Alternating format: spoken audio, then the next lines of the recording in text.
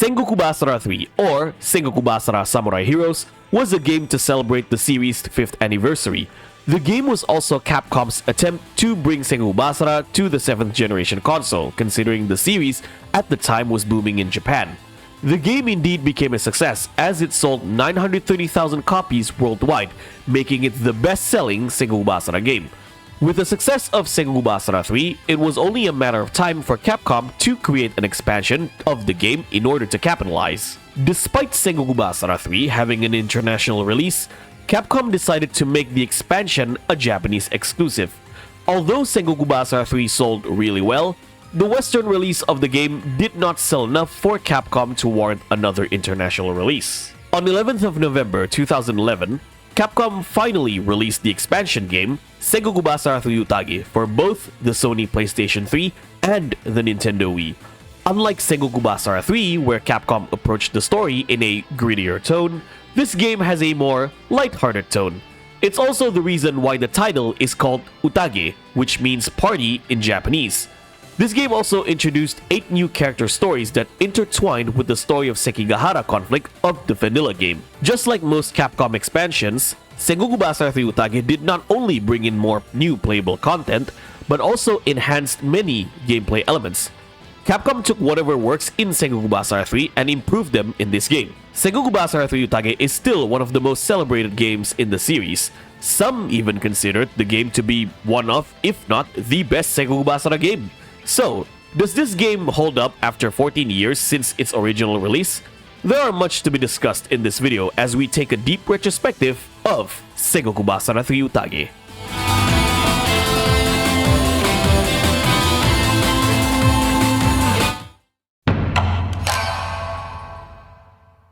A short recap on how Musou games approach expansions. In Koei's Dynasty and Samurai Warriors games, most installments during the time have their respective expansions called Extreme Legends. The expansion introduced new content and sometimes new characters that are not in the base games. However, in order to get the full experience, players need both the base Dynasty or Samurai Warriors as well as the Extreme Legends expansion. In short, Extreme Legends acts as an add-on. Capcom approached expansions for Sengoku Basara in a different manner. You do not need both Sengoku Basara 3 Utage and Sengoku Basara 3 to get the full experience. Sengoku Basara 3 Utage serves as a completely different game to Sengoku Basara 3. However, you can still transfer your save data from Sengoku Basara 3 to Sengoku Basara 3 Utage. This means that your character's progression, unlocked alternate costumes, and personal items will be carried over to the expansion. This is a practice that Capcom was quite known for even during the early 2010s. Around the time, Capcom released updated versions of their respective games for other IPs such as Ultimate Marvel vs. Capcom 3 and Super Street Fighter 4. The best comparison when it comes to Koei's Warriors games is Samurai Warriors 4 2 that came out 4 years after this game. Samurai Warriors 4 2 acts as another side and the perfect version of Samurai Warriors 4. The game plays very similar to the original Samurai Warriors 4, but it has its own set of content that differs from Samurai Warriors 4. The game also focuses on only a handful of characters as well. The difference, however, Samurai Warriors 4 2 has missing battles from the original Samurai Warriors 4. In Sengoku Basara 3 Utage, despite only having 8 characters in the story mode, you can still play all of the battles from the original Sengoku Basara 3 via free mode. In a way, Sengoku Basara 3 Utage is Capcom's definitive version of Sengoku Basara 3. Let's talk about visual presentation. Capcom did not approach the game with an anime style like how they did with the previous expansion. Almost all of the visual presentation, such as the preparation menu and the UI, remained the same from Sengoku Basara 3. Worth mentioning as well that Sengoku Basara 3 as a whole is the only main entry in the series that has no anime-style cutscenes whatsoever. In a similar manner to Sengoku Basara 2 Heroes, this game focuses the story on the new characters. As mentioned previously, this game has 8 new character stories in which 3 of them are returning fan favorites. The characters are Matsunaga Hisahide, Katakura Kojiro, Tachibana Muneshige, Otomo Sorin, Mogami Yoshiaki, Kobayakawa Hideaki, Tenkai, and Sarutobi Sasuke. The rest of the characters do not have their individual stories, yet they are still playable in other modes such as Unification Mode and Free Mode. One gripe I have with the story is that it's too short. Every character only has 3 stages.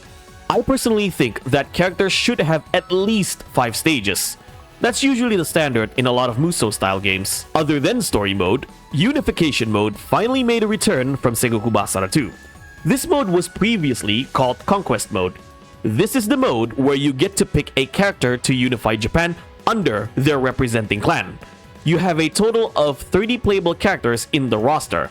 Capcom also enhanced this mode compared to the one that we had in Sengoku Basara 2. When you start Unification Mode, you get to pick one of 2 versions. The first version is Standard Unification, where you simply need to conquer all of Japan with the character that you choose. The second version is Sengoku Dream Chase Unification, where you can gamble on which faction will win battles other than your own. The more your chosen faction wins battles, the more gold you will earn. If you can place your bets correctly, you may hit the jackpot. Why go only for unification when you can also bet money on an enemy? You will realize when you gamble, you will be happy again because gambling is awesome. Capcom also added more bonus battles in Unification Mode. These battles randomly appear on the map and players can choose whether to fight in them or not. Bonus battles usually tend to give better rewards, so personally, I would suggest players to choose them. In most cases, Unification Mode does not end when you finally take control of the entire Japan. Once you are done unifying Japan, a special final stage will appear that you have to fight on. The final stage is either the Battle of Sekigahara or the Osaka campaign. It makes sense considering Sengoku Basara 3 takes place during the Sekigahara conflict of the Warring States period. There are other additional modes that Capcom brought to this game, and we will get to that in a different chapter of the video. On a different note, TM Revolution returned to perform the opening song for the game. The opening song, Utage, is in my personal opinion, the best Sengoku Basara opening song. I have lost count on how much I jammed to this.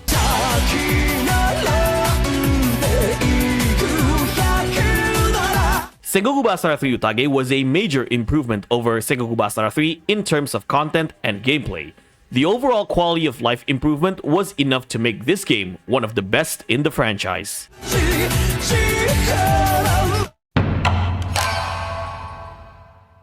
Unlike the vanilla Sengoku Basara 3, the game offers more game modes you can play with. These game modes not only provide replay value, but also good rewards for players. This game has a challenge mode called Japanese Games Mode. Players will go over 31 different challenges in which every challenge has 3 to 5 stages. There are a variety of challenges that you need to complete in this mode. Some of them include defeating a certain number of enemies, defeating mechanized bosses, parrying enemies, and a gauntlet match against characters in the roster. Completing this mode will earn you rewards. As you can see at the bottom right of the screen here, every challenge has a different set of rewards which include gold and characters as bodyguards. Keep that in mind because we are going to discuss the bodyguard system later in this video. Speaking of rewards, you can unlock alternate costumes in this game by completing Unification Mode with a certain character. Unlike Sengoku Basara 2 Heroes, this game only has 2 costumes per character as opposed to 3. It's always good to have unlockable costumes, though most of them are underwhelming since they are just slight alteration of their primary costumes. Worth mentioning as well that 6 characters do not have alternate costumes. A bit of a downgrade from Sengoku Basara 2 Heroes since all 30 characters in that game have 3 different costumes. Speaking of downgrade, Sengoku Basara 3 Utage only has 7 weapons per character instead of 8. 2 of these weapons are elemental weapons, which are the second and the fourth. 2 other weapons are just alternate colors of the first weapon. Therefore, technically speaking, every character only has 5 unique weapon skins.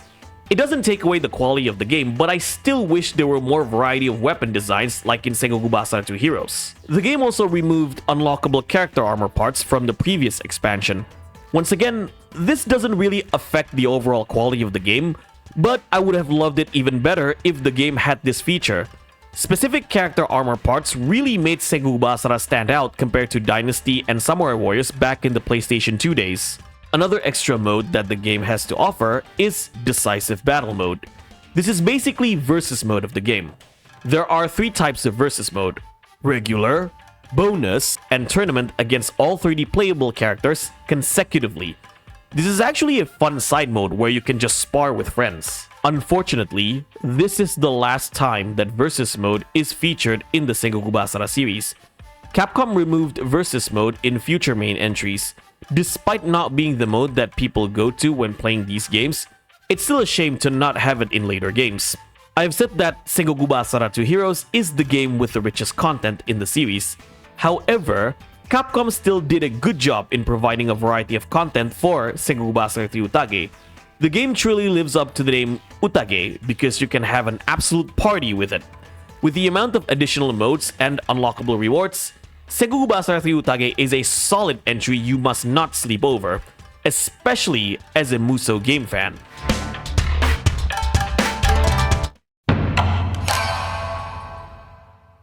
I have discussed in general on how gameplay works in my Sengoku Basara 3 video. Capcom basically gave more depth in the combat system where you can perform more combo variation similar to that of the Devil May Cry games. This has not changed for Sengoku Basara 3 Utage. If anything, it was improved. For start, instead of having 5 command inputs for special attacks, this game now has 6. Every character has a new special attack input, which is by holding the square button on PlayStation 3 or holding the Y button on Nintendo Wii.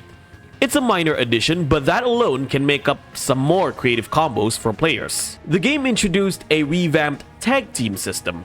Now, worth mentioning that Sengoku Basara 2 Heroes was the first game to have tag team system in the series. In that game, however, tag team is limited only in tournament mode. In Sengoku Basara 3 Utage, tag team is available in every mode except versus mode. Remember when I mentioned bodyguards? Bodyguards can either be generic officers or playable characters. Specific for playable characters, however, you can either have them as a bodyguard or as a tag team partner. In order to have playable characters as tag team partners, you need to max their bodyguard level up to 5. To tag in your partner, you simply need to hold the guard and jump buttons together. This can either be the L1 and X buttons on PlayStation 3 or the L and B buttons on Nintendo Wii. When you use a tag team partner, experience points that you gained will be divided between both characters just like in co-op. Worth mentioning as well that the tag team system only works on single player. Having tag team system for the main modes was a very welcomed addition in Sengoku Basara 3 Utage. Capcom would later adapt this system as a standard in later entries such as Sengoku Basara 4 and Sengoku Basara 4 Sumeragi. I always prefer having secondary characters than a bodyguard, but that's just my personal feelings, of course. Capcom also revamped another system in this game. The Sengoku Drive, which is the equivalent of the Muso Rage in Dynasty and Samurai Warriors, plays differently compared to the previous entry. Instead of reaching 100 KOs, the Sengoku Drive now has a meter bar. Players simply need to fill up the Sengoku Drive meter and they can perform the drive by pressing the L2 button. This game allows you to select 2 different Sengoku drives. The first one is called Hero Time, where you can slow down time. This is usually my preferred Sengoku drive since it allows more breathing room, especially against bosses. Not to mention, you can rack up the combo count when all your enemies are in slow motion. The second one is called Sengoku Boost, which is basically the Sengoku drive from Sengoku Basara 2. Activating this drive allows your character to have high attack and defense powers until the meter runs out. It is the one you choose if you want to go on a frenzy. Capcom has always strived to improve on what they have built previously in the Sengoku Basara series. This game is no different. Sengoku Basara 3 Utage was able to provide the best gameplay for a Muso-style game during its time.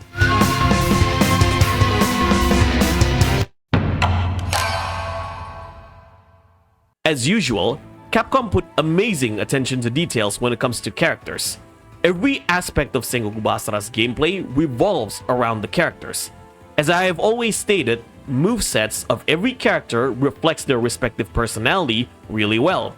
In Sengoku Basara 3 Utage, all 30 characters in the roster are unique and do not share moveset with one another. Capcom went all the way to make characters unique beyond just their movesets. For start, every character has their own way of riding a horse. In Dynasty and Samurai Warriors games, characters can mount a horse and transport you faster. The way characters mount is that they sit on their horses as they slash through enemies along the way.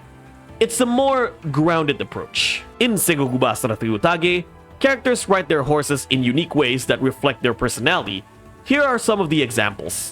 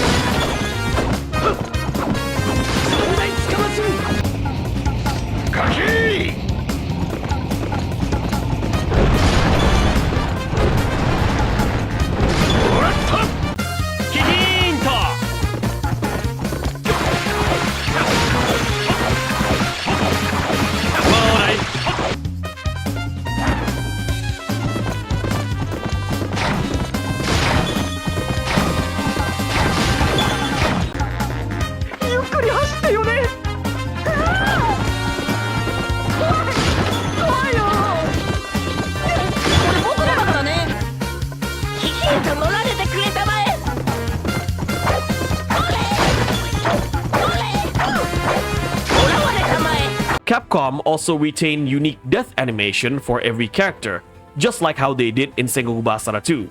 Here are some of my favorites.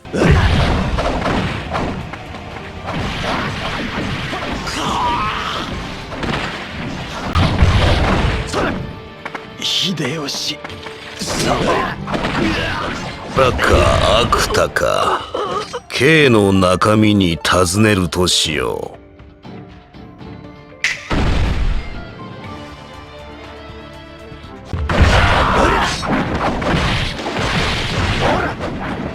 亀のごとく守り、飛び魚のごとく刺す。私は鎧だ。どんな刃も通さない。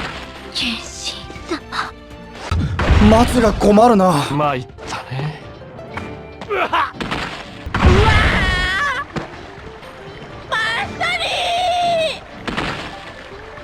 リー。でもあります。ザビー様はその場しのぎがうまいのですよ。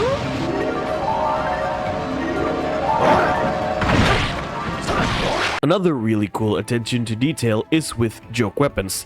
Some of these weapons actually have special effects that enhance the respective character. For example, Masamune's joke weapons are engine thrusters, thus boosting him to run faster.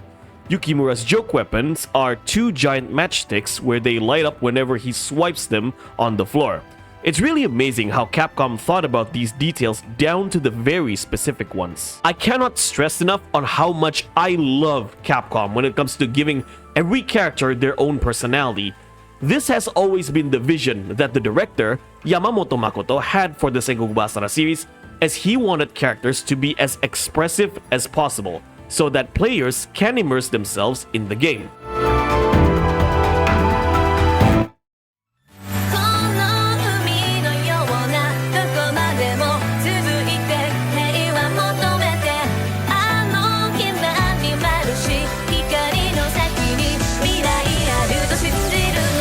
Sengoku Basara 3 Utage is among the top 3 games of the series. In fact, this is among one of the best hack-and-slash games ever made. Capcom did a fantastic job on expanding Sengoku Basara 3 and made it even better. It's a real shame that this game was not localized in English. Sengoku Basara 3 Utage was a financial success, as according to VGCharts.com, it sold around 350,000 copies in Japan collectively for both Sony PlayStation 3 and Nintendo Wii. This was an improvement over their last expansion, Sengoku Basara 2 Heroes, which sold around 198,000 copies in Japan for the Sony PlayStation 2. With the success of Sengoku Basara 3 as a whole to bring the series into a new generation, Capcom decided to re-release all of their previous titles in HD.